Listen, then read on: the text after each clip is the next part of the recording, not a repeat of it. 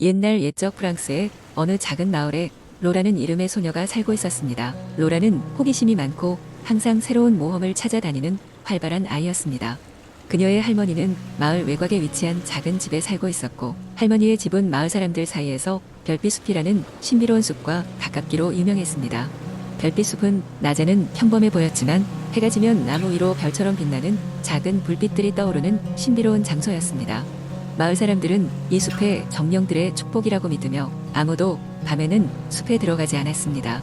그러나 로라는 항상 그 숲의 비밀을 알고 싶어 했습니다. 어느 날 로라는 할머니를 찾아갔습니다. 할머니는 그녀에게 몇 세대 동안 숲을 지켜온 전설과 이야기를 들려주었습니다. 전설에 따르면 별빛 숲에는 루미아라는 숲의 여왕이 살고 있었고, 그녀는 매우 아름답고 숲을 사랑으로 돌보는 존재였습니다.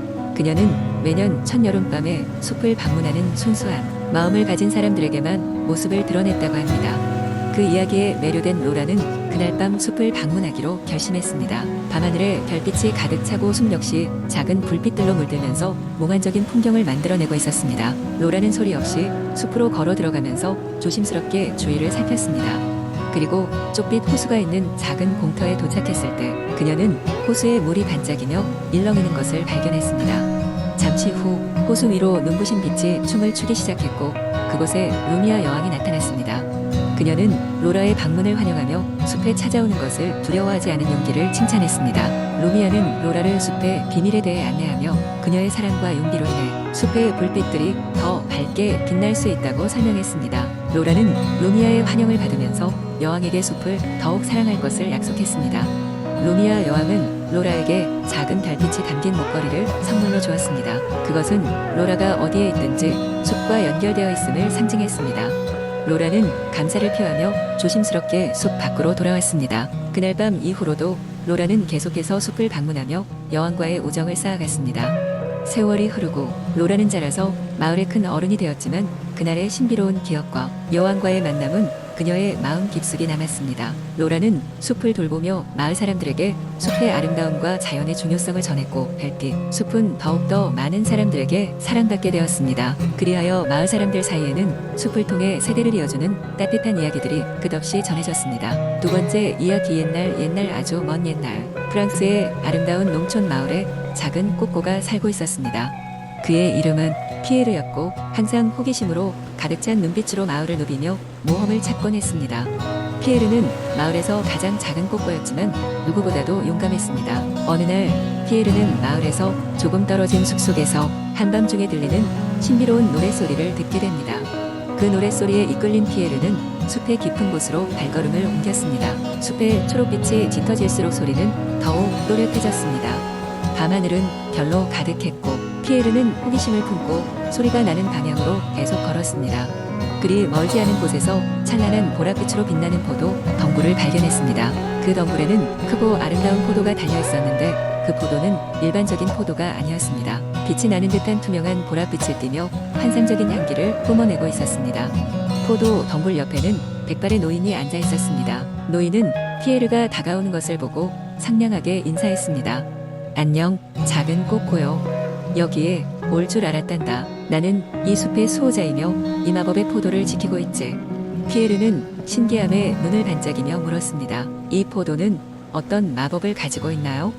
노인은 미소를 띠고 설명했습니다. 이 포도를 먹는 이는 평생 단 한 번 진정으로 소중한 소원을 이룰 수 있단다. 하지만 주의해야 할 것은 그 소원이 반드시 타인을 행복하게 하는 소원이어야만 한다는 것이지. 피에르는 깊은 생각에 잠겼습니다.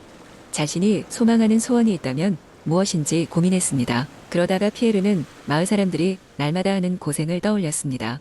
특히나 매년 가뭄으로 인해 농사가 어려워 많은 사람들이 고통받고 있었습니다. 피에르는 마법의 포도를 하나 손에 들고 조심스럽게 한 입 베어 물며 마음속으로 소원을 빌었습니다. 우리 마을에 풍요로운 비와 풍작을 주소서. 곧이어 피에르는 신비로운 기운이 마음 깊숙이 스며드는 것을 느꼈습니다. 그 후로 피에르의 마을에는 놀라운 변화가 시작되었습니다.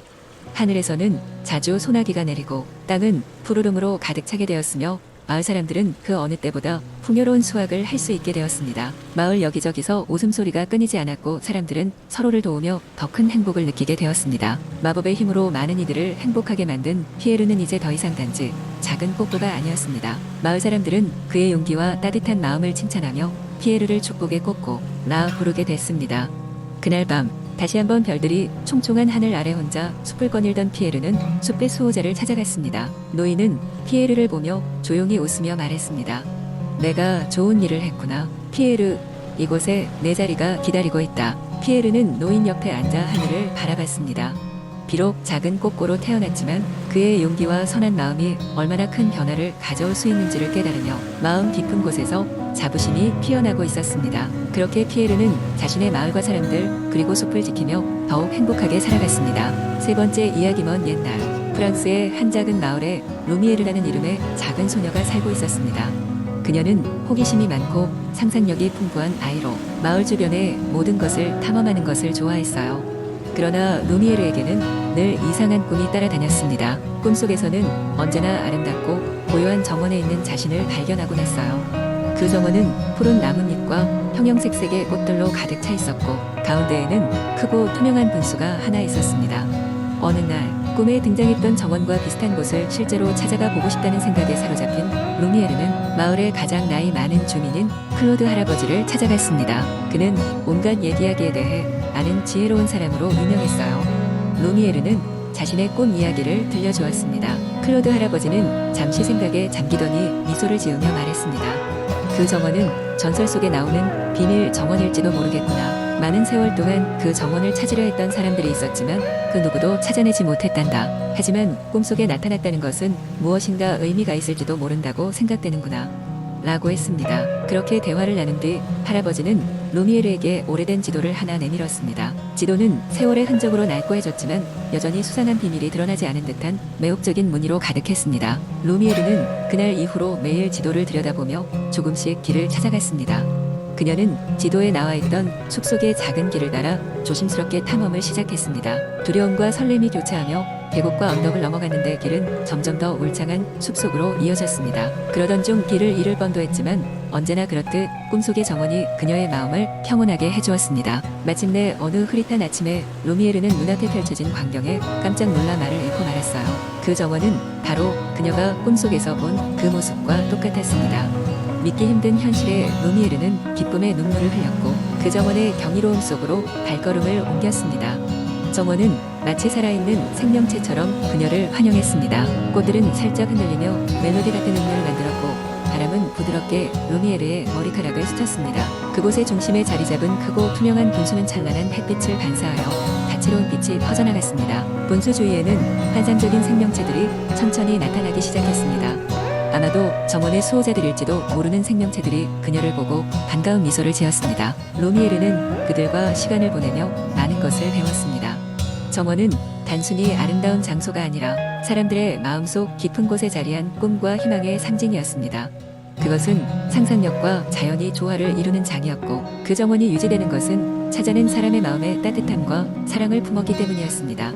그 후로도 루미에르는 계속 그 정원을 찾아가며 자신의 이야기를 채워나갔습니다. 그리고 마을로 돌아올 때면 그녀는 다른 이들에게도 희망과 상상력의 씨앗을 전해주고자 했습니다. 그녀의 이야기는 마을을 넘어 먼 곳까지 퍼져나갔고 루미에르는 어른이 되어서도 늘 마음속에 정원을 잊지 않고 간직했습니다. 그녀의 이야기를 듣고 많은 사람들이 용기를 내어 자신의 꿈을 쫓기 시작했습니다. 그리고 그 모두의 꿈이 루미에르의 비밀 정원 속에서 각자의 이야기를 이뤄가고 있다고 사람들은 믿었습니다. 그렇게 루미에르의 비밀 정원은 전설이 되어 긴 세월이 흘러도 사라지지 않을 이야기로 기억되었습니다.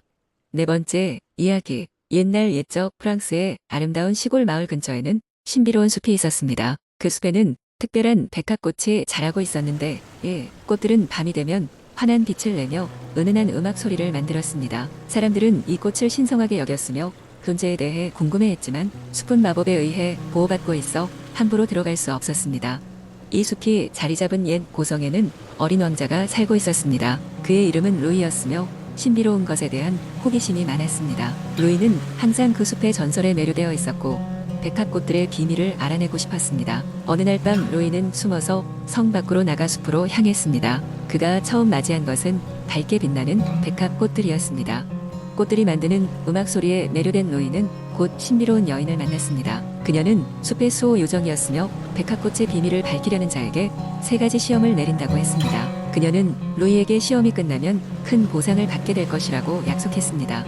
첫 번째 시험은 용기의 시험이었습니다. 요정은 로이에게 숲속 깊은 곳에 있는 근원을 찾으라고 했습니다.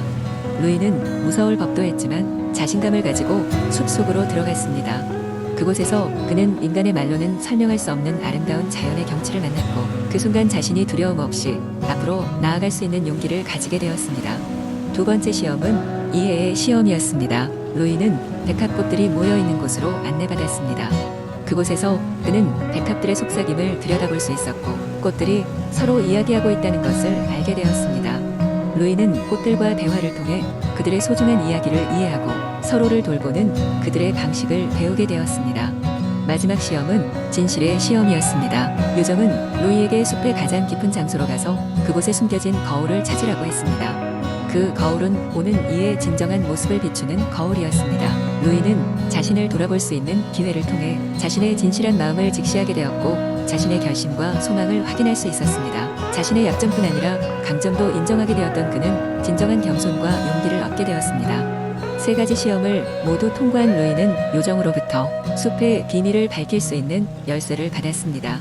그 열쇠는 다름 아닌 다른 이와 나누는 진정한 사랑과 이해였습니다. 로이는 그 비밀을 가슴 깊이 새기고 백합꽃들이 가진 놀라운 힘을 사람들과 함께 나누었습니다. 로이는 성장하고 성심성의껏 이웃들과 나라를 다스렸으며 그의 이야기는 오랫동안 전해져 사람들에게 큰 감동을 주었습니다.